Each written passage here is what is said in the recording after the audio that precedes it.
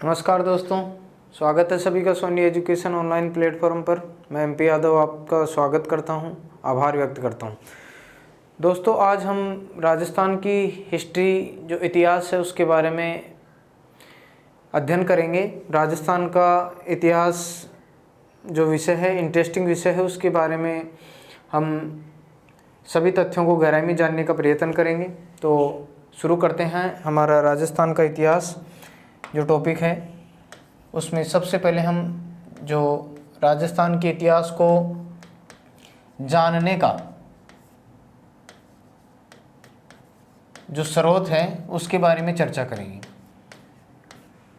राजस्थान का इतिहास और राजस्थान के इतिहास को जानने के स्रोत, इतिहास को जानने के स्रोत कौन कौन से ऐसे स्रोत हैं जो राजस्थान के इतिहास के बारे में हमें गहराई से सभी बातों की जानकारी प्रदान करते हैं। तो राजस्थान के इतिहास को जानने की जो स्रोत हैं वो दोस्तों हम इसके 2-3 पार्ट देखते हैं। एक तो है पुरातात्विक। कौन से स्रोत? पुरातात्विक। इसके अलावा एक हमारे स्रोत हैं साहित्यिक, पुरातात्विक, साहित्यिक और विदेशी यात्री हमारे यहाँ राजस्थान की धरती पर आए और जो हमारे इतिहासकार हैं जिन्होंने हमारे राजस्थान के इतिहास से संबंधित जितनी बातें हैं, जो भी बातें हैं वो हमारे सामने रखी हैं। तो तीसरे पार्ट में हम विदेशी यात्री या कह सकते हैं इतिहासकार, ये इन चीज़ों के द्वारा, इन तथ्यों के द्वारा हमें राजस्थान के इतिहास को जानने के बारे में काफ़ी सरलता होती है, काफ़ी सुगमता और आसानी होती है। पुरातात्विक स्रोत, साहित्यिक स्रोत, विदेशी यात्री या इतिहासकार। तो पुरातात्विक में दोस्तों क्या आते हैं? मुख्य रूप से अभिलेख। क्या आते हैं? अभिलेख। पुरातात्विक स्रोतों के अंतर्गत अभिलेख। अभिलेख भी आपको पता है ये शिलालेख, अभिलेखों के अंतर्गत ही आते हैं। शिलालेख, आप कह सकते हैं स्तंभ लेख, स्तंभों पर लिखे गए लेख, और इसके अलावा गुहा लेख, गुफाओं में लिखे हुए लेख, गुहा लेख। ये अभिलेख हैं जो हमें पुरातात्विक इतिहास के बारे में जानकारी प्रदान करते हैं। उसके बाद में अगर हम पुरातात्विक स्रोतों के अंतर्गत और बातों को देखें तो हमें प्राचीन समय के कुछ सिक्के प्राप्त होते हैं जो पुरातात्विक जानकारी प्रदान करते हैं। और इसके अलावा मृद्भांड, ये हमें मृद्भांड यानी मिट्टी के जो बर्तन होते हैं उनको मृद्भांड कहा जाता है। तो ये ऐसे स्रोत हैं, पुरातात्विक स्रोत, जिसके अंतर्गत हमें राजस्थान के इतिहास को जानने में काफ़ी आसानी होती है। साहित्यिक स्रोतों के अंतर्गत अगर हम बात करें तो साहित्यिक स्रोतों में हमें धर्म से संबंधित बातें और धर्मेतर बातों के बारे में जानकारी प्राप्त होती है। धर्म से संबंधित जो बातें हैं वो हमें बौद्ध और जैन धर्म, बौद्ध धर्म और जैन धर्म, ठीक है, हमारे प्राचीन काल के ये जो धर्म हैं उनसे हमें धर्म के अंतर्गत जो जानकारी मिलती है वो साहित्यिक स्रोत हैं राजस्थान के इतिहास को जानने के। और धर्मेतर जो स्रोत हैं उसके अंतर्गत हम देख सकते हैं कौटिल्य का अर्थशास्त्र, कौटिल्य का अर्थशास्त्र, ठीक है। कौटिल्य के अर्थशास्त्र से हमें हमारे प्राचीन समय की जो राजनीति शास्त्र की जितनी भी बातें हैं उसके बारे में, या साहित्यिक जो बातें हैं उसके बारे में ज्ञान प्राप्त होता है।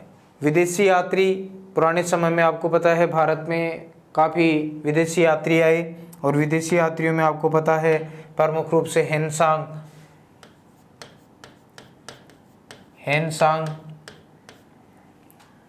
प्रमुख रूप से चीनी बौद्ध यात्री भारत में आया। उसने राजस्थान के संदर्भ में जब संपूर्ण भारतवर्ष में उसने यात्रा की तो राजस्थान के संदर्भ में प्रमुख बातों की तरफ ध्यान आकृष्ट किया।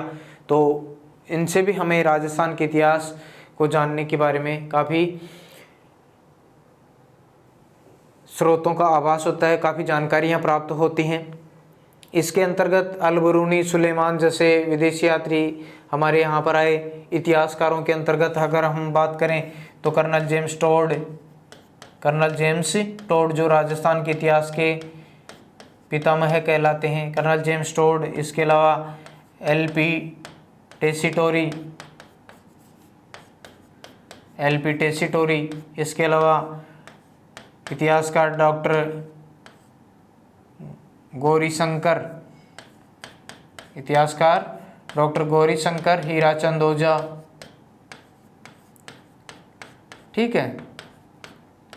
और आपको पता है कवि बांकीदास, कवि श्यामल दास, कई प्रकार के जो इतिहासकार रहे हैं उसके माध्यम से हमें राजस्थान के इतिहास को जानने में काफ़ी आसानी होती है। तो इस प्रकार के स्रोत हैं जो आपको ध्यान में रखने होंगे दोस्तों। कोई विशेष बातें नहीं है, मोटे तौर पर आपको देखना है। अब हम जो अभिलेख हैं, अभिलेखों के अंतर्गत हम यहाँ देख रहे हैं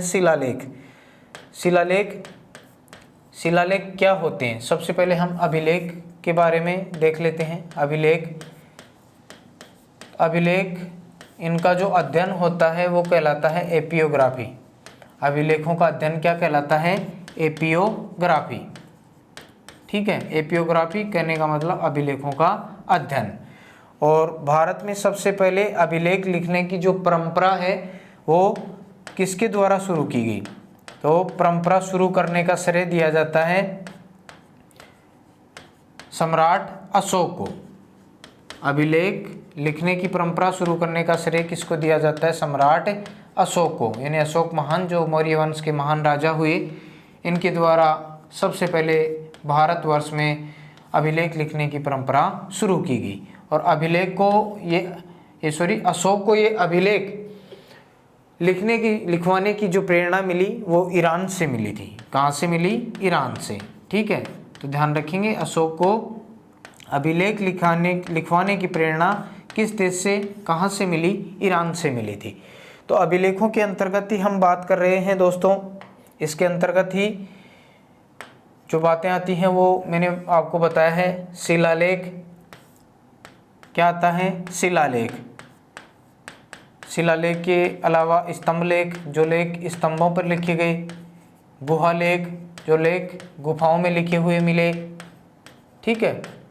तो प्रमुख रूप से शिलालेख आपको पता है, शिलालेख किसी शिला पर, शिलालेख का मतलब किसी पत्थर की शिला पर या दीवार पर या जो मंदिर वगैरह हैं वहाँ पर लिखे हुए जो लेख मिले हैं उनको शिलालेख माना गया है। इनकी जो भाषा है वो राजस्थानी और संस्कृत, ठीक है। और शिलालेख क्या होते हैं मैंने बता दिया, दीवारों या शिलाओं या पत्थरों पर लिखे हुए जो लेख हैं वो शिलालेख कहलाते हैं। और ये इनकी जो प्राप्ति होती है वो कहाँ से होती है? या तो किसी तालाब से होती है, या किसी बावड़ी के नज़दीक से प्राप्त होते हैं, या किन्हीं मंदिरों के पास से, ठीक है। तो यहाँ से हमें शिलालेखों की प्राप्ति होती है, ये आपको ध्यान में रखना है। इसके अलावा एक होती है दोस्तों प्रशस्ति। क्या होती है? प्रशस्ति। प्रशस्ति क्या होती है? नाम दिख रहा है आपको, प्रशस्ति। प्रशस्ति का मतलब होता है कि किसी पत्थर पर या किसी ताम्रपत्र पर किसी शासक या वंश की प्रशंसा में लिखे गए जो लेख हैं उसको हम क्या कह सकते हैं? प्रशस्ति कह सकते हैं। जो हम अभी राजस्थान के जो अभिलेख हैं वो देखेंगे तब ये प्रशस्तियाँ काफ़ी ज़्यादा आएंगी। तो किसी पत्थर, ताम्रपत्र या कागज भी हो सकता है, इसके ऊपर किसी शासक या वंश की प्रशंसा में लिखे गए जो लेख हैं, ग्रंथ हैं, उनको हम प्रशस्ति कह सकते हैं। ये चीज़ें आपको ध्यान में रखनी है। उसके बाद में मैंने आपको बताया सिक्के और मृद भांड, ये भी अब पुरातात्विक स्रोतों के अंतर्गत ही आते हैं। तो सिक्के सिक्के का क्या मतलब है? प्राचीन समय में जो भी राजा शासक वंश जिन्होंने शासन किया है उनके सिक्के हुआ करते थे दोस्तों, और सिक्कों के माध्यम से उसके साम्राज्य की जानकारी, उसके साम्राज्य की क्या मिलती थी? जानकारी मिलती थी कि अमुक राजा का जो साम्राज्य है वो कहाँ तक हुआ करता था, उसके साम्राज्य की जानकारी मिलती है। और सिक्कों के माध्यम से किसी समय की धार्मिक, सामाजिक और राजनीतिक, धार्मिक, सामाजिक और आर्थिक, राजनीतिक जो गतिविधियां हैं उसके बारे में जानकारी मिलती हैं। तो ये भी आपको ध्यान में रखना है। ये चीज़ें हमें पुरातात्विक स्रोतों को जानने में काफ़ी मददगार होती हैं। किसी साम्राज्य की जानकारी या धार्मिक और सामाजिक आर्थिक जानकारी प्राप्त करने के एक अच्छे माध्यम है सिक्के। और इसके अलावा मृद भांड, मृद भांड का मतलब मिट्टी के बर्तन। आग पर जो पकाई गई मिट्टी के जो बर्तन होते हैं, भांड होते हैं, उनको पकाई गई जो पद्धति होती है उसको टेराकोटा पद्धति कहा जाता है। तो ऐसे मृद भांड काफ़ी ज़्यादा हमें प्राप्त हुए हैं जो हमें पुरातात्विक स्रोतों को जानने में काफ़ी सहायता उपलब्ध करवाते हैं। मृद भांड आपको पता है काले या लाल, ठीक है, काले या लाल मृद भांड होते हैं कि मुख्य जो पृष्ठ होता है वो पहला लाल काले कह सकते हैं, लाल काले मृद भांड, लाल काले मृद भांड। इसके अलावा काले लाल, काले लाल, और इसके अलावा चित्रित धूसर, चित्रित धूसर मिट्टी के रंग के मृद भांड। लाल काले का मतलब है कि जो मुख्य इसकी जो सतह है वो लाल रंग की है और ऊपर काले धारियां वगैरह होती हैं। काली मुख्य सतह होती है, लाल इसके ऊपर क्या होते हैं? धारियां वगैरह होती है, चित्रकारी वगैरह होती है। चित्रित धूसर यानी चित्रकारी के रूप में जो मिट्टी के रंग के जो मृद भांड होते हैं चित्रित धूसर मृद भांड कहलाते हैं। तो ये कुछ प्रमुख स्रोत हैं जो हमें राजस्थान के इतिहास की जानकारी उपलब्ध करवाने में काफ़ी मददगार होते हैं। तो ये जानकारियाँ दोस्तों आपको ध्यान में रखनी है। उसके बाद में हम राजस्थान के इतिहास को जानने के जो स्रोत हैं उसके अंतर्गत प्रमुख अभिलेख, प्रमुख जो अभिलेख हैं उसकी जानकारी प्राप्त करते हैं। प्रमुख अभिलेख कह सकते हैं या शिलालेख कह सकते हैं, एक ही बात है, ठीक है। अभिलेख या शिलालेख जो हमें राजस्थान के इतिहास की जानकारी प्रदान करते हैं। और इसमें नंबर 1 पर आपको ध्यान रखना है बडली, बडली का अभिलेख या शिलालेख, ठीक है। बडली का अभिलेख या शिलालेख कह सकते हैं। बडली का अभिलेख राजस्थान के इतिहास को जानने के स्रोतों के अंतर्गत हम नंबर 1 पर देखेंगे किसको? बडली के अभिलेख को। तो दोस्तों इसके बारे में प्रमुख रूप से जो बातें हैं, बडली का अभिलेख ये कब का है? तो ये लगभग 443 ईसा पूर्व, कब का है? 443 ईसा पूर्व का। तो इसके बारे में कहा जाता है कि ये राजस्थान का सबसे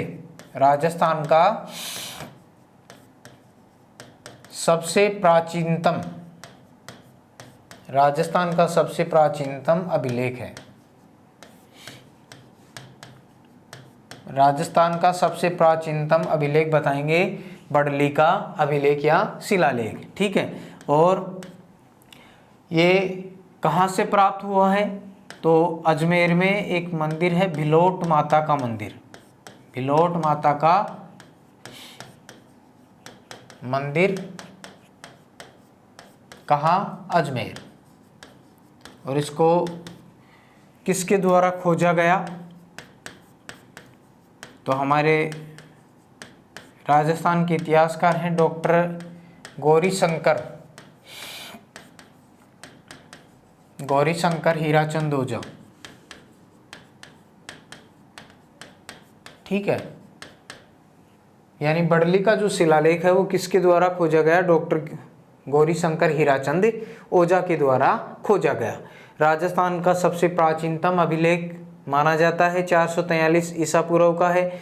भिलोट माता का जो मंदिर है अजमेर में, वहाँ से प्राप्त हुआ है। और इसमें जो प्रमुख वर्तमान में ये जो बड़ली का जो अभिलेख है वर्तमान में कहाँ पर सुरक्षित है? तो राजपूताना संग्रहालय में, राजपूताना संग्रहालय में सुरक्षित है।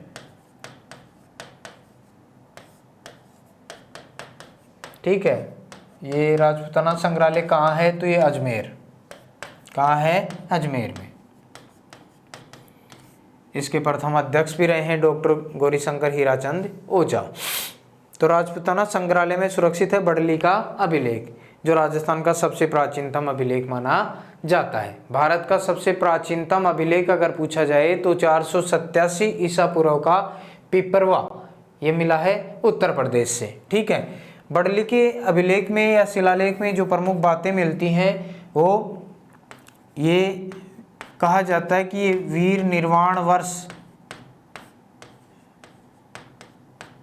या संवत कह सकते हैं, वीर निर्वाण संवत 84 का है।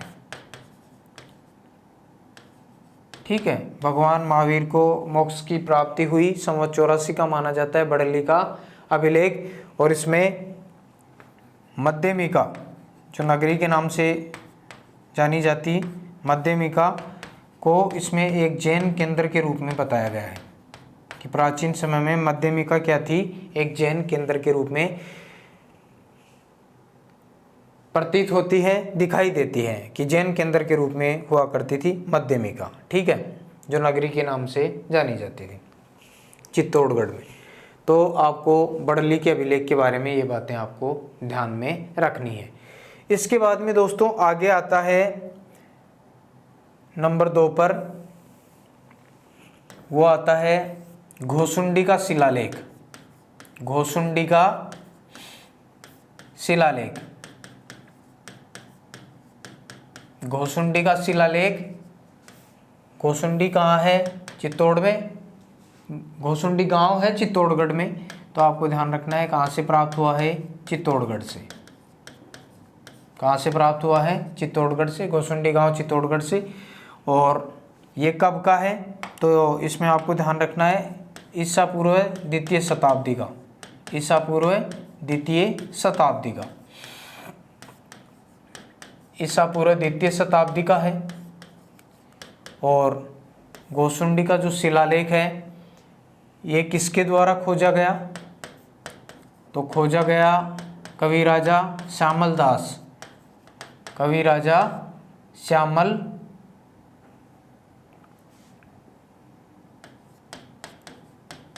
श्यामल दास जो वीर विनोद के लेखक हैं उनके द्वारा ये खोजा गया घोसुंडी का शिलालेख।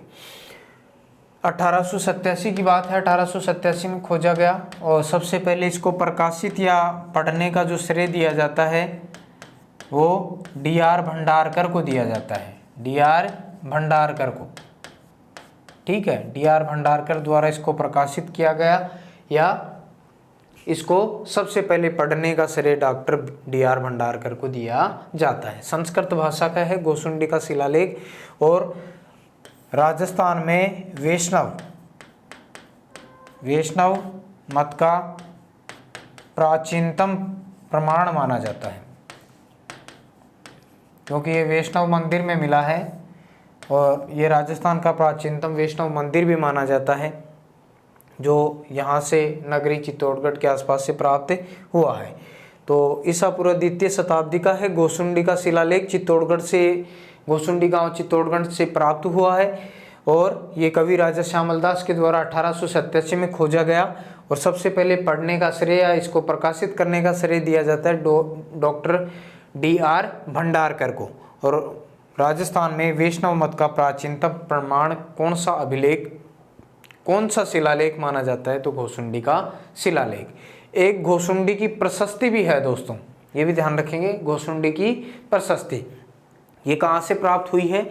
घोसुंडी की बावड़ी जो चित्तौड़गढ़ में बनाई गई है, किसके द्वारा? जो राजा रहे हैं मेवाड़ के महाराणा रायमल, कुंभा के बड़े पुत्र, और उनकी रानी थी श्रृंगार देवी, जो जोधपुर के राजा, मारवाड़ के राजा राव जोधा की पुत्री थी। उनके द्वारा घोसुंडी की बावड़ी बनाई गई और वहाँ पर जो प्रशस्ति मिली है उसको घोसुंडी की प्रशस्ति के नाम से जाना जाता है। 1504 ईस्वी की है और संस्कृत भाषा में लिखी हुई मिली है वो, ठीक है। 25 श्लोक है उसके ऊपर, और जो उसका रचयिता है उसका नाम है महेश्वर। ये भी आपको ध्यान में रखना है। ये घोसुंडी का शिलालेख अलग है जो कवि राजा श्यामल दास के द्वारा खोजा गया, D.R. भंडारकर के द्वारा उसको प्रकाशित किया गया। इसमें प्रमुख बात ये ध्यान रखनी है, राजस्थान में वैष्णव मत का प्राचीनतम प्रमाण अभिलेख माना जाता है घोसुंडी का शिलालेख, ठीक है। उसके बाद में आगे हम बढ़ते हैं, नंबर 3 आता है, तीसरा आता है कौन सा, बड़वा का लेख, बड़वा का अभिलेख कह सकते हैं। बड़वा का अभिलेख ये 12 से प्राप्त हुआ है। बड़वा का अभिलेख कहाँ से प्राप्त हुआ है, 12 से, ठीक है। और ये कब का है, तो आपको ध्यान रखना है 238-39 ईस्वी का है, ठीक है। और बड़वा का जो अभिलेख है 238-39 का, ये 12 से प्राप्त हुआ है। और यहाँ पर 4 यूप स्तंभ, यहाँ पर क्या मिले हैं, 4 यूप स्तंभ मिले हैं। और इन 4 यूप स्तंभ में 3 पर लेख हैं, 3 पर क्या है, लेख। और इसमें हमें जो जानकारी मिलती है मोखरी वंश के राजाओं की, मोखरी वंश के राजाओं की इंडियन हिस्ट्री में हम पढ़ते हैं, या मोखरी वंश के शासक भी कह सकते हैं हम दोस्तों, मोखरी वंश के शासकों के बारे में।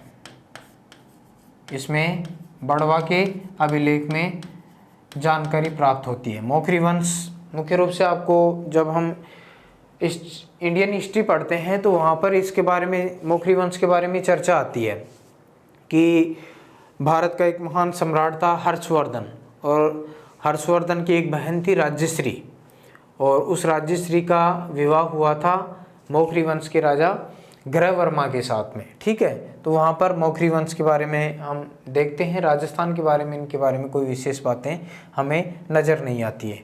तो मोखरी वंश के शासकों के बारे में जानकारी राजस्थान के किस अभिलेख में मिलती है, बड़वा के अभिलेख में, जो 238-39 ईस्वी का है, ठीक है।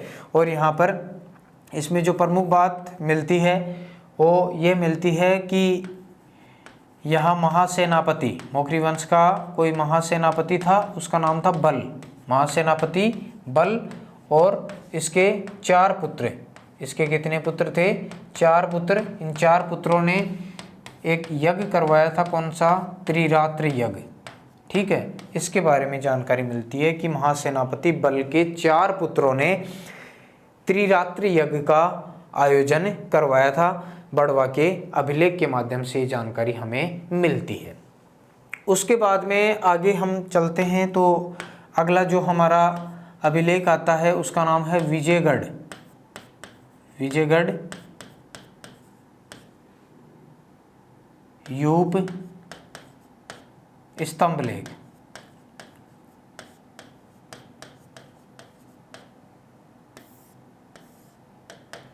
और ये मिला है बयाना से, कहाँ से मिला है, बयाना से। और ये कब का है, तो 371-72 ईस्वी का है, ठीक है, 371-72 ईस्वी का है। और इसमें जो जानकारी मिलती है हमें वो मिलती है कि गुप्त सामंत था एक, उसका नाम था विष्णुवर्धन। भारत में गुप्त साम्राज्य रहा है, आपको पता है, और उसी का एक सामंत था विष्णुवर्धन। इसने बयाना में एक पुंडरिक यज्ञ का आयोजन करवाया, और बयाना में एक भीमलाट स्तंभ लेख, भीमलाट यूप स्तंभ कह सकते हैं, यूप स्तंभ का निर्माण करवाया, ठीक है। ये जानकारी मिलती है हमें विजयगढ़ यूप स्तंभ लेख बयाना से, 371-72 ईस्वी का है, जिसमें गुप्त सामंत विष्णुवर्धन के बारे में जानकारी मिलती है, किसने यहाँ पर एक पुंडरिक यज्ञ का आयोजन करवाया और एक भीमलाट यूप स्तंभ का निर्माण करवाया। इसी से हमें जानकारी मिलती है वरिक वंश के बारे में। किसके बारे में? वरिक वंश के बारे में जानकारी भी हमें कौन से स्तंभ लेख या कौन से अभिलेख से मिलती है? विजयगढ़ यूप स्तंभ लेख से मिलती है। उसके बाद में आगे आता है भ्रमर माता का लेख। भ्रमर माता का लेख ये 490 ईस्वी का है। कब का है? 490 ईस्वी का। ठीक है, भ्रमर माता का लेख 490 ईस्वी का। और ये इसमें क्या बताया गया है कि गौर वंश, कौन से राजा? गौर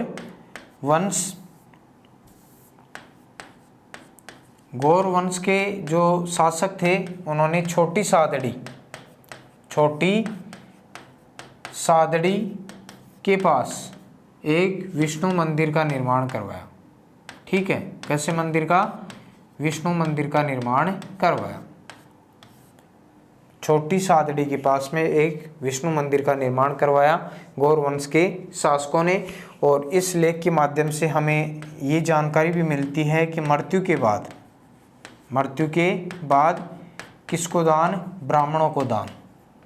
ब्राह्मणों को दान दिया जाता था। ठीक है, ये जानकारी हमें किस अभिलेख से मिलती है? भ्रमर माता का लेख 490 के ईस्वी के लेख से, अभिलेख से।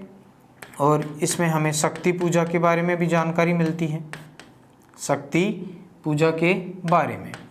और इसके अलावा इसमें हमें और कौन सी बातों के बारे में जानकारी मिलती है? तो एक वंश था ओलिकार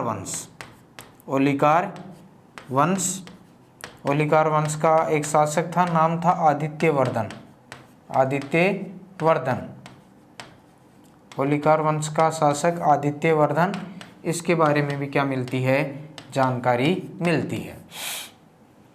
तो यह आपको यहाँ पर ध्यान में रखना है, भ्रमर माता का लेख 490 ईस्वी का। ये विशेष बातें हैं जो हमें राजस्थान के अभिलेखों को जानने और समझने में हमारी सहायता करती हैं। उसके बाद में आगे हम चलते हैं तो नंबर 6वां आता है, आपको पता है बसंतगढ़। कौन सा? बसंतगढ़ का लेख। और ये कब का है? 625 ईस्वी का। ठीक है, विक्रमी संवत 682 आपको मिलेगी। इसमें सन पूछें तो 625 ईस्वी का है बसंतगढ़। ये सिरोही का, बसंतगढ़ कहाँ पड़ता है? सिरोही का। खेमल माता आपको पता है, इसमें लिखा हुआ है कौन सी माता? खीमल माता, या इसको आप सेमकरी माता भी कह सकते हैं, सेमकरी माता। बसंतगढ़ का लेख 625 ईस्वी का है। इसमें सिरोही में खीमल माता या जो सेमकरी माता का मंदिर है वहाँ से प्राप्त हुआ है। और इसमें क्या जानकारी मिलती है? सबसे पहली विशेष बात यही है कि इसमें राजस्थान का नाम,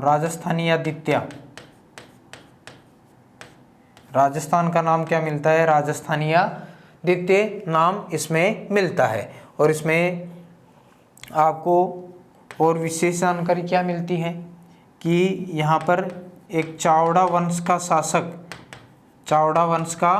शासक नाम था क्या? वर्मलात। क्या नाम था? वर्मलात। उसके बारे में जानकारी मिलती है। चावड़ा वंश का शासक वर्मलात, और इसका एक सामंत था, सामंत का नाम क्या था? रज्जिल। क्या नाम था? रज्जिल। और इसके पिता के बारे में जानकारी मिलती है। तो चावड़ा वंश के शासक वर्मलात और उसके सामंत रज्जिल के बारे में जानकारी हमें मिलती है बसंतगढ़ का लेख, जो सिरोही से खीमल माता मंदिर या सेमकरी माता के मंदिर से प्राप्त हुआ है। इसमें राजस्थान का नाम हमें राजस्थानीयादित्य मिलता है। ठीक है, और इसमें वर्मलात को अर्बुद प्रदेश का स्वामी बताया गया है। अर्बुद प्रदेश का क्या बताया गया है? स्वामी। ठीक है, वर्मलात क्या था? अर्बुद यानी आबू का जो प्रदेश था उसका स्वामी बताया गया है। यह है आपका बसंतगढ़ लेख 625 ईस्वी का। उसके बाद में आगे नंबर 7 पर देखते हैं हम कौन सा है, तो सामोली का अभिलेख। सामोली का अभिलेख 646 ईस्वी का है। कब का है? 646 ईस्वी का। सामोली का अभिलेख 646 ईस्वी का। सामोली कहाँ पड़ता है? उदयपुर में। कहाँ पड़ता है दोस्तों? उदयपुर में। सामोली का अभिलेख उदयपुर से प्राप्त हुआ है, 646 ईस्वी का है। और इसमें जो मेवाड़ के गुहिल वंश का जो संस्थापक था, नाम था उसका शिलादित्य। शिलादित्य के बारे में जानकारी,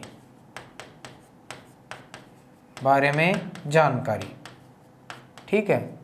इसी का पुत्र था गुहिल, शिलादित्य का ही। तो ये वल्लभी का राजा हुआ करता था। शिलादित्य के बारे में जानकारी मिलती है सामोली के अभिलेख से, 646 ईस्वी का है, उदयपुर से प्राप्त हुआ है। और इसमें जो मेवाड़ के जितने भी राजा हुए हैं उसके मेवाड़ के इतिहास का क्रम निर्धारण, मेवाड़ के इतिहास का क्या है? क्रम निर्धारण, ठीक है, उसके बारे में जानकारी मिलती है कि कौन सा राजा कब हुआ। क्रम निर्धारण का आधार है सामोली का अभिलेख 646 ईस्वी का। और इसमें जावर माता इसको अरण्यवासिनी देवी, ठीक है, के बारे में भी यहाँ पर उल्लेख मिलता है। जावर माता या अरण्यवासिनी देवी का भी उल्लेख मिलता है सामोली के अभिलेख में। जावर माता का यहाँ पर नाम आता है, तो यहाँ जावर से आपको पता है राणा लाखा के काल में यहाँ पर जो खनन हुआ सीसा और जस्ता चांदी का, तो उसमें आपको पता है कि मेवाड़ की आर्थिक जो स्थिति थी वो काफ़ी सुदृढ़ हो गई। तो जावर से खनन के बारे में क्या मिलती है? जानकारी मिलती है। कौन से अभिलेख से? सामोली के अभिलेख से। तो ये बातें आपको इस अभिलेख के अंतर्गत ध्यान में रखनी है। उसके बाद में आगे आता है दोस्तों मानमोरी। क्या नाम है? मानमोरी का शिलालेख। मानमोरी का जो शिलालेख है ये है 713 ईस्वी का। 713 ईस्वी का है। और ये कर्नल जेम्स टोड को कहाँ से प्राप्त हुआ है? मानसरोवर झील की पाल से, ठीक है, मानसरोवर झील की पाल से। तो ये कहाँ है? चित्तौड़गढ़ में प्राप्त हुआ है। जब राजस्थान के इतिहास का जो जनक है, पितामह है कर्नल जेम्स टोड, 1822 ईस्वी में वापस जब अपने देश जा रहा था तो जाते समय अपने साथ में लेकर चला गया था किसको? मानमोरी के शिलालेख को, ठीक है। लेकिन भारी होने के कारण इसको कहाँ फेंक दिया? समुद्र में। कहाँ फेंक दिया? समुद्र में, ठीक है, समुद्र में फेंक दिया था। किसने? कर्नल जेम्स टोड ने, ठीक है। कर्नल टोड कह सकते हैं, कर्नल जेम्स टोड कह सकते हैं। तो ये बातें भी आपको ध्यान में रखनी है। मानमोरी का शिलालेख 713 ईस्वी का है और ये चित्तौड़गढ़ में जो मानसरोवर झील है उसकी पाल से प्राप्त हुआ। कर्नल जेम्स टोड वापस इंग्लैंड जाते समय अपने साथ में लेकर गए, लेकिन भारी होने के कारण इसको समुद्र में फेंक दिया था, ठीक है। और इसमें हमें समुद्र मंथन की जानकारी मिलती है। किसकी जानकारी मिलती है? समुद्र मंथन की जानकारी, ठीक है। और विशेष रूप से आपको ये बात ध्यान में रखनी है, समुद्र मंथन की जानकारी हमें किस अभिलेख से मिलती है? मानमोरी के शिलालेख से, ठीक है। मानमोरी जो एक मौर्य राजा हुआ करता था और इसी को आपको पता है जो चित्रांगद मौर्य था उसने चित्तौड़ दुर्ग का निर्माण करवाया और उसके बाद में मानमोरी को हराया। किसने हराया? ये भी आपको ध्यान में रहना चाहिए।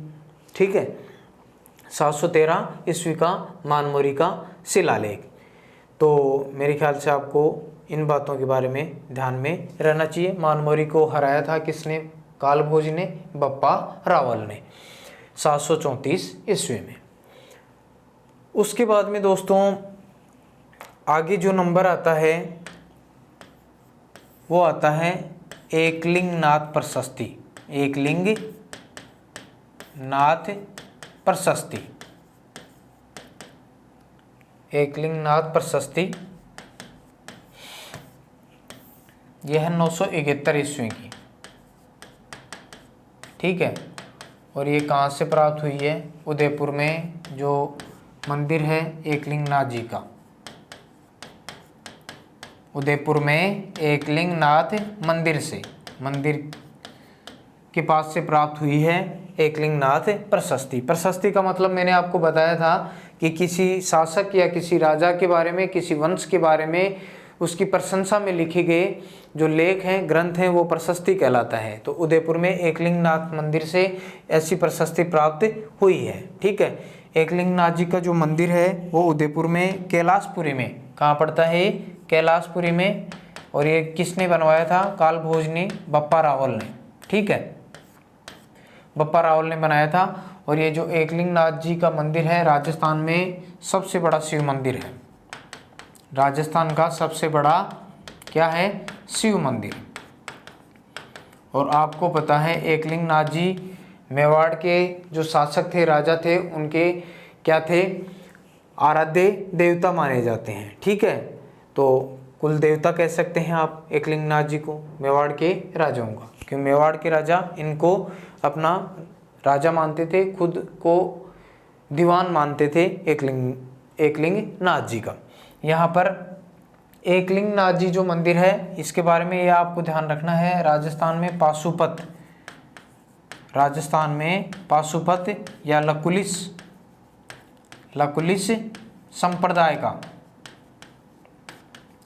संप्रदाय का क्या है? एकमात्र मंदिर है। ये भी इसके बारे में ध्यान रखना दोस्तों। प्रशस्ति के बारे में हम चर्चा करें तो ये बातें भी हमें जाननी जरूरी हैं। राजस्थान में पाशुपत या लकुलिश संप्रदाय का एकमात्र मंदिर कौन सा है? एकलिंगनाथ जी मंदिर, जो कहाँ पड़ता है? कैलाशपुरी, उदयपुर में। गांव है कैलाशपुरी, जिला उदयपुर में। और राजस्थान का सबसे बड़ा शिव मंदिर माना जाता है। ठीक है, मेवाड़ के शासकों के कुल देवता या आराध्य देवता माने जाते हैं। कौन? एकलिंगनाथ जी। ठीक है, स्वयं को अब दीवान मानकर ही शासन करते थे यहाँ के शासक। उसके बाद में आपको पता है एकलिंगनाथ जी का मंदिर कालभोज बप्पा रावल ने बनवाया था। राजस्थान में लकुलिश संप्रदाय का एकमात्र मंदिर है और राजस्थान का एकमात्र ऐसा मंदिर जिसमें चतुर्मुखी शिवलिंग है। राजस्थान का एकमात्र मंदिर जिसमें क्या है? चतुर्मुखी शिवलिंग है। इस प्रशस्ति की बात करते हैं तो इसका जो रचयिता है वो कौन है? महेश भट्ट। रचयिता कौन है?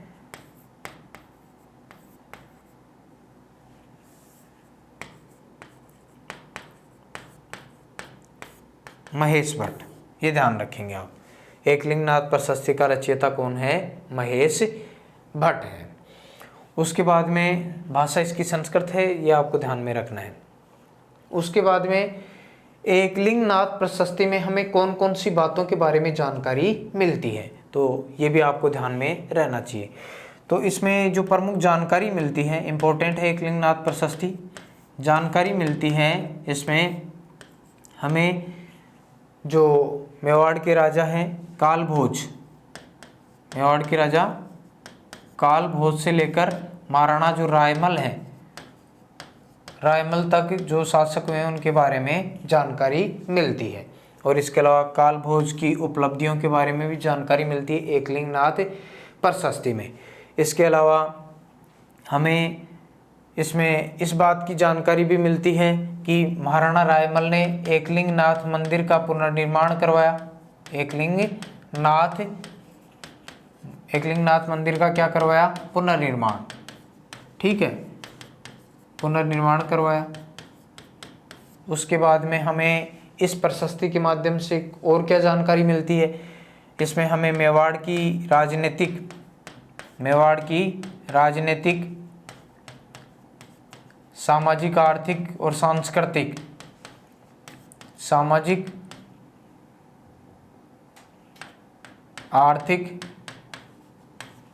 और सांस्कृतिक उपलब्धियों के बारे में जानकारी मिलती है। ठीक है, सांस्कृतिक उपलब्धियों के बारे में या इतिहास के बारे में जानकारी प्राप्त होती है एकलिंगनाथ प्रशस्ति से। उसके बाद में हमें इसमें इस बात का पता भी चलता है कि महाराणा रायमल ने एकलिंगनाथ मंदिर के चारों ओर 3 तालाब निर्मित करवाए, राम शंकर और श्याम क्या बनवाए, तालाब बनवाए और कृषि को बढ़ावा दिया। ठीक है,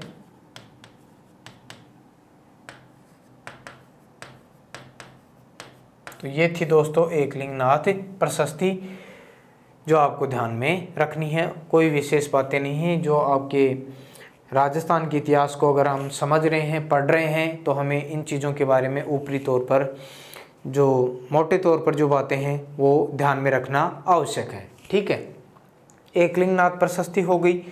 उसके बाद में हम आगे चलते हैं, तो आगे हम बढ़ेंगे तो नंबर 10 पर आ जाती है छोटे छोटे शिलालेख हैं। जैसे देखिए बुचकला का अभिलेख, बुचकला ये पड़ता है बिलाड़ा जोधपुर में। ये कहाँ से मिला है, यह है दोस्तों 815 ईस्वी का। ठीक है, बुचकला का अभिलेख, बुचकला कहाँ पड़ता है, तो ओ बिलाड़ा जोधपुर से। तो आपको यही ध्यान रखना है, छोटी छोटी बातें हैं। बिलाड़ा जोधपुर में जो पार्वती माता का मंदिर है, पार्वती माता का मंदिर यहाँ से प्राप्त हुआ है, बुचकला का अभिलेख। ठीक है, और इसमें मुख्य रूप से नागभट्ट द्वितीय जो प्रतिहार शासक था, नागभट्ट द्वितीय, ठीक है, उसके बारे में जानकारी मिलती है कि प्रतिहार शासक नागभट्ट द्वितीय के समय ब्रह्मभट्ट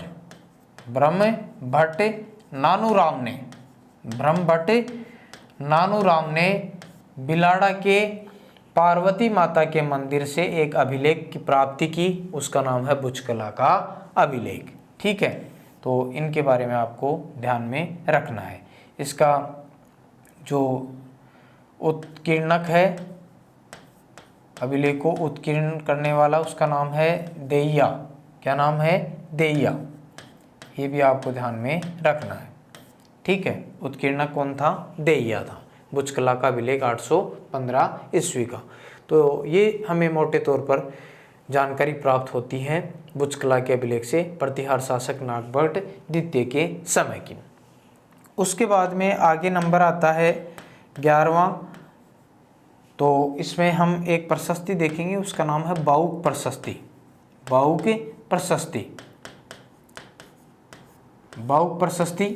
और ये कब की है, 837 ईस्वी की, 837 ईस्वी की। ठीक है, और ये बाउक प्रशस्ति कहाँ से मिली है, मंडोर के विष्णु मंदिर से।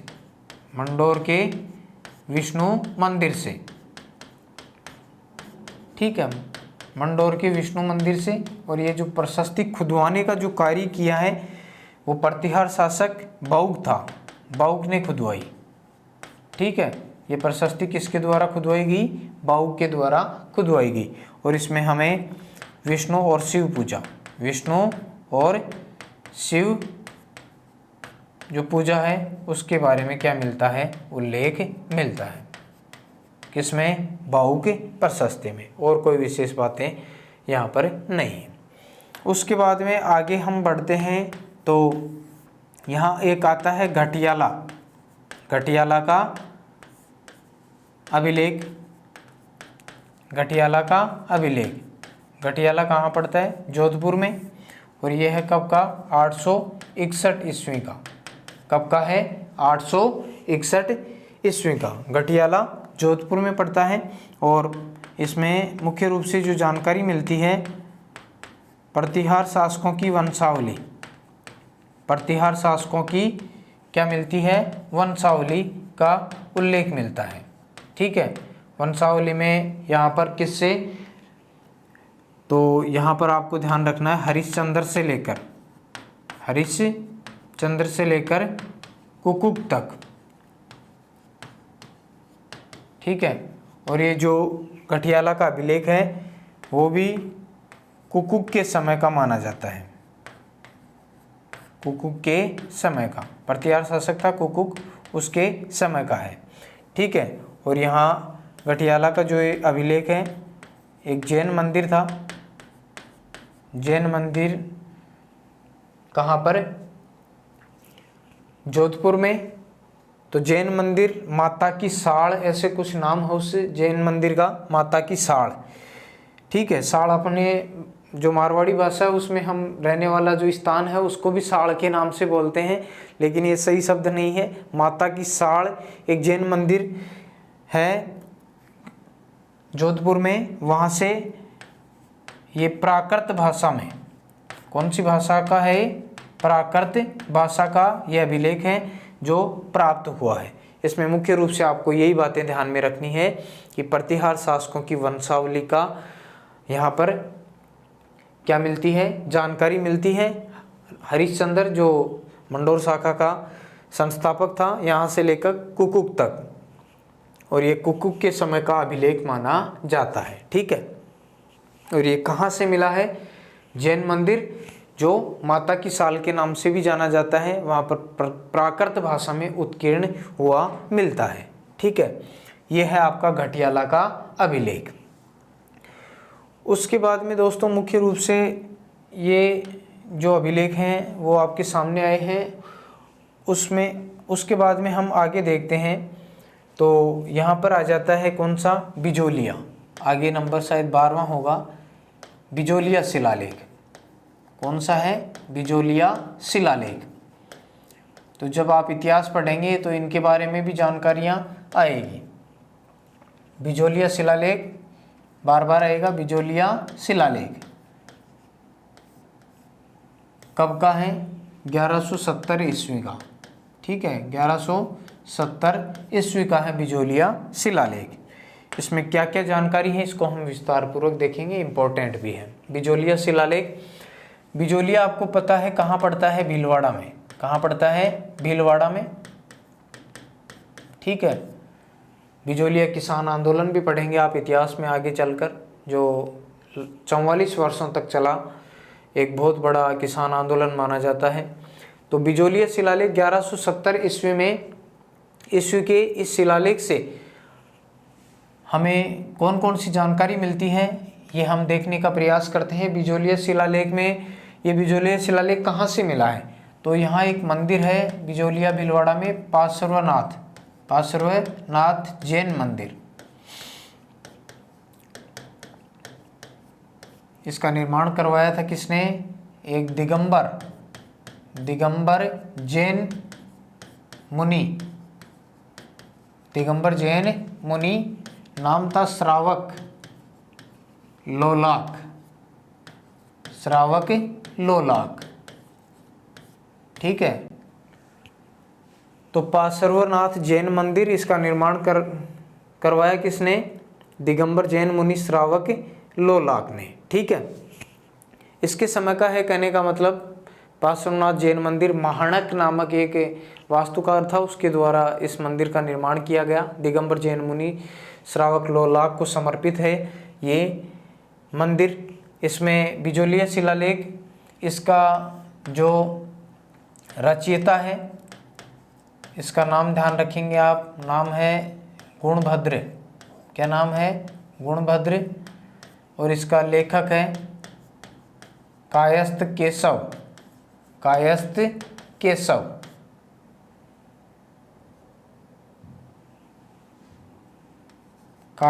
केशव के द्वारा ये लिखवाया गया। ठीक है, और इसको फिर पत्थर के ऊपर उत्कीर्ण करने का काम किसने किया, उत्कीर्णक है गोविंद। कौन है? गोविंद। तो ये तीनों आप जरूर ध्यान रखेंगे, ठीक है। बिजोलिया शिलालेख का रचयिता रचनाकार कौन है? गुणभद्र। लेखक कौन है? कायस्थ केशव। उत्कीर्णक कौन है? गोविंद, ठीक है। पार्श्वनाथ जैन मंदिर बिजोलिया भीलवाड़ा से प्राप्त हुआ है। इस मंदिर का निर्माण हुआ 5 फरवरी 1170 ईस्वी को, ठीक है। और ये दिगंबर जैन मुनि श्रावक लोलाक को समर्पित है। ये आपको ध्यान में रखना है। बिजोलिया शिलालेख ये संस्कृत भाषा में है, ठीक है। और इसमें कुल 93 पद्य लेख हैं, ठीक है। गद्य और पद्य होते हैं, जिसमें पद्य लेख हैं 93 पद्य लेख माने गए हैं। बिजोलिया शिलालेख, इसमें जो प्रमुख हमें जानकारी मिलती है वो कौन कौन सी जानकारियाँ हैं, यही ज़्यादा इम्पोर्टेंट है जानकारियाँ। और इसके अलावा 2-3 तथ्य मैंने आपको ये बता दिए हैं, रचयिता, लेखक, उत्कीर्णक और किसको? श्रावक लोलाक को। क्या क्या जानकारी मिलती है? तो इसमें सांबर और अजमेर के चौहान, ये राजा रहे हैं, चौहान वंश रहा है, सांबर से शुरुआत हुई थी इनकी। चौहान राजाओं के बारे में क्या मिलती है? जानकारी मिलती है, ठीक है। चौहान शासकों के बारे में जानकारी।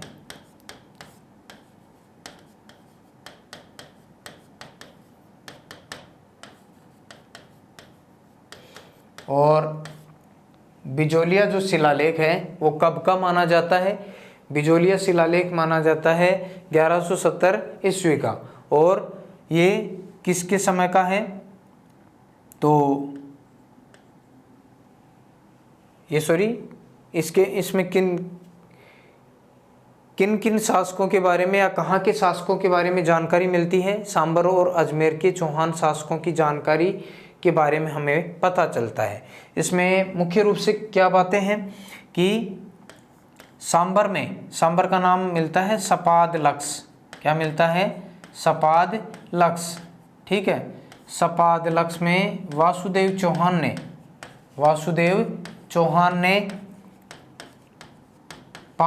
551 ईस्वी में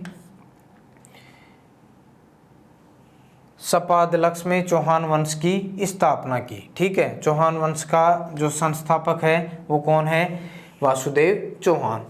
सांबर का नाम यहाँ मिलता है सपादलक्ष, प्राचीन नाम शाकंभरी भी मिलता है इसका इसी शिलालेख में। तो सपादलक्ष में वासुदेव चौहान ने 551 ईस्वी में किसकी स्थापना की? चौहान वंश की स्थापना की, ठीक है। चौहान वंश की क्या की? स्थापना। और अपनी राजधानी किसको बनाया? अहिछत्रपुर।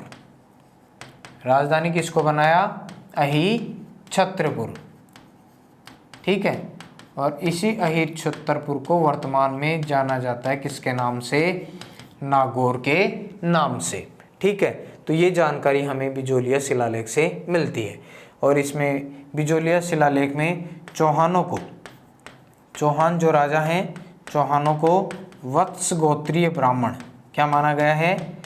वत्स गोत्रीय ब्राह्मण माना गया है, ठीक है। विप्र श्री वत्स गोत्रे भूत लिखा हुआ है, तो वत्स गोत्रीय ब्राह्मण माना गया है चौहानों को। किस शिलालेख में? बिजोलिया शिलालेख में, ठीक है। ये बात आपको ध्यान में रखनी है।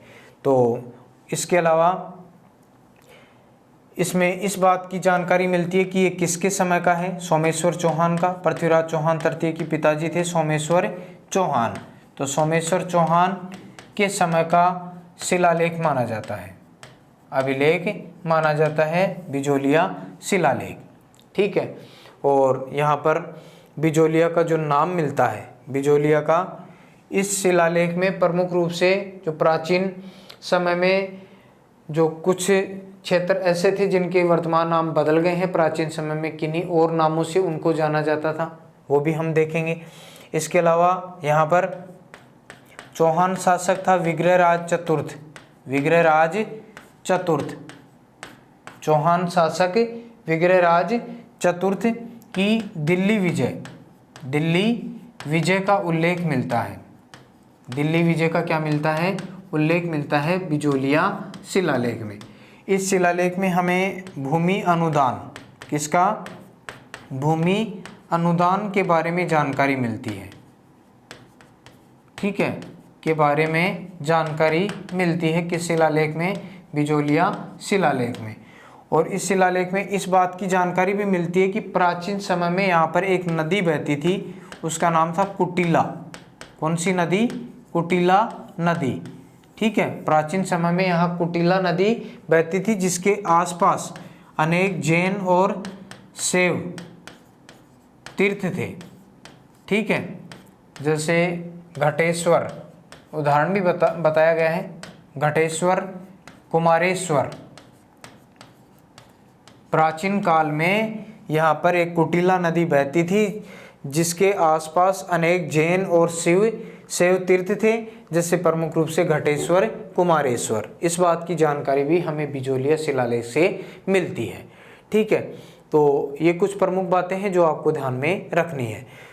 कुछ क्षेत्रों के प्राचीन नाम यहाँ हम देख लेते, जैसे सांबर को ही देख लीजिए। सांबर को वर्तमान में सांबर, पहले सपादलक शाकंभरी के नाम से जाना जाता था, ठीक है। इसके अलावा बिजोलिया, बिजोलिया को विज्यावली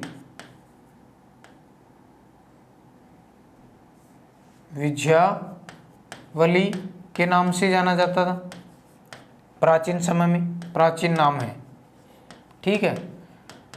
और ये वर्तमान नाम है। तो वर्तमान में सांबर, प्राचीन समय में किस नाम से जाना जाता था? शाकंभरी। इस बात का हमें विवरण मिलता है बिजोलिया शिलालेख से। बिजोलिया को विज्यावली, और इसके अलावा जो ऊपरमाल क्षेत्र है, ऊपरमाल को उत्तमाद्री कहा जाता था। क्या कहा जाता था? उत्तमाद्री। जालोर को जालोर को क्या कहा गया है? जाबालीपुर कहा गया है, ठीक है। प्राचीन नाम जाबालीपुर मिलता है किसमें? बिजोलिया शिलालेख में। भीनमाल को श्रीमाल, भीनमाल का नाम क्या मिलता है बिजोलिया शिलालेख में? श्रीमाल, ठीक है। इसके अलावा नाडोल, इसका नाम मिलता है नडुल। इसके अलावा नागदा का भी प्राचीन नाम मिलता है नागद्रह, ठीक है। और इसके अलावा और भी, जैसे दिल्ली है, दिल्ली का प्राचीन नाम मिलता है दिल्ली का। और मांडलगढ़, इसका नाम मंडलकर मिलता है, मंडलकर। ये सारी बातें हैं बिजोलिया शिलालेख से संबंधित। मेरे ख्याल से आपको ये सभी बातें समझ में आ गई होंगी, किसी बात की कोई दिक्कत नहीं होनी चाहिए। एक बार पुनः मैं रिपीट कर देता हूँ, थोड़ा बड़ा है इस कारण से, ताकि आपको अच्छे से समझ में आ जाए। बिजोलिया शिलालेख 1170 ईस्वी का है और पृथ्वीराज चौहान तृतीय के पिताजी सोमेश्वर चौहान के समय का माना जाता है। ये पार्श्वनाथ जैन मंदिर यहाँ पर बनाया गया, वहाँ से शिलालेख प्राप्त हुआ है। दिगंबर जैन मुनि श्रावक लोलाक को समर्पित ये मंदिर है, ठीक है। बिजोलिया भीलवाड़ा में पड़ता है, आपको पता है। इस बिजोलिया शिलालेख का रचयिता गुणभद्र है, लेखक कायस्थ केशव हैं, उत्कीर्णक गोविंद को माना गया है, गोविंद रहे हैं। संस्कृत भाषा में 93 पद्य लेख मिलते हैं बिजोलिया शिलालेख में, और इसमें प्रमुख जो जानकारी मिलती है वो सांबर और अजमेर के चौहान शासकों के बारे में। और सपादलक्ष में वासुदेव चौहान ने 551 ईस्वी में चौहान वंश की स्थापना की, इस बात की जानकारी मिलती है। और अपनी राजधानी बनाया अहिच्छत्रपुर, जिसको वर्तमान में नागौर के नाम से जाना जाता है। तो इस बात की जानकारी भी आप ध्यान रखेंगे, अहिच्छत्रपुर का वर्तमान नाम नागौर है, इस बात की जानकारी बिजोलिया शिलालेख में। यानी नागौर का प्राचीन नाम क्या मिलता है? अहिच्छत्रपुर। चौहानों को वत्स गोत्रीय ब्राह्मण बताया गया है, सोमेश्वर चौहान के समय का शिलालेख माना जाता है। इसमें इस बात की जानकारी भी मिलती है कि विग्रहराज चतुर्थ ने दिल्ली पर क्या प्राप्त की थी? विजय प्राप्त की थी। और भूमि अनुदान के बारे में जानकारी मिलती है किसमें? बिजोलिया शिलालेख में। इसमें इस बात की जानकारी मिलती है कि प्राचीन समय में यहाँ पर एक कुटिला नदी बहती थी जिसके आसपास अनेक जैन और शैव तीर्थ थे, जैसे घटेश्वर और कुमारेश्वर। बिजोलिया शिलालेख में कुछ क्षेत्रों के प्राचीन नाम अलग अलग मिलते हैं, जैसे देखिए वर्तमान में जो सांबर है इसका प्राचीन नाम शाकंभरी मिलता है बिजोलिया शिलालेख में। बिजोलिया का नाम विझावली मिलता है, ऊपरमाल का नाम उत्तमाद्री मिलता है, जालोर का जाबालीपुर, भीनमाल को श्रीमाल कहा गया है। प्राचीन समय में ये जानकारी बिजोलिया शिलालेख में मिलती है। नाडोल को नड्डुल कहा गया है और नागदा को नागद्रह के नाम से जाना गया है। दिल्ली को ढिल्लिका और मांडलगढ़ जो भीलवाड़ा में ही पड़ता है इसको मंडलकर के नाम से जाना गया है। तो ये सारी बातें, सारी चीज़ों की जानकारी हमें प्राचीन इतिहास को जानने के संदर्भ में बिजोलिया शिलालेख के अंतर्गत प्राप्त होती हैं। तो दोस्तों, प्राचीन भारत के प्राचीन राजस्थान के इतिहास के जानने की जो स्रोत थे उसमें हमने लगभग 11-12 अभिलेख पढ़े हैं, जाने हैं, उनके तथ्य जाने हैं, उसमें किस बात की जानकारी हमें मिलती है। आज की क्लास में हम अपना जो विषय है इसको यहीं तक सीमित रखते हैं। बाकी जो बच गए उसको हम नेक्स्ट जो आने वाली क्लास है उसमें देखेंगे।